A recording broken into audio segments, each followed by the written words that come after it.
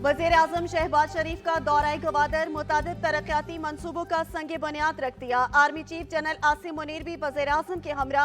शहबाज शरीफ मुस्तहिक माहीगीरों में इमदादी चेक तकसीम करेंगे। होनहार तलबा और तालबात में लैपटॉप भी तकसीम करेंगे।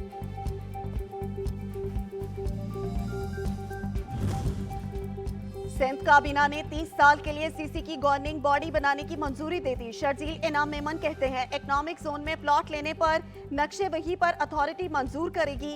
खैरपुर इकोनॉमिक जोन में वन विंडो ऑपरेशन लाएंगे। हैदराबाद में इंडस्ट्रियल जोन की तजवीज ज़ेर गौर है।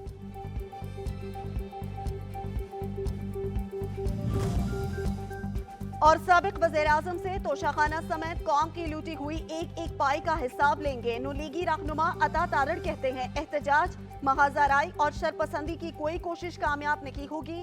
कानून को मजाक समझने वालों को कटहरे में लाएंगे।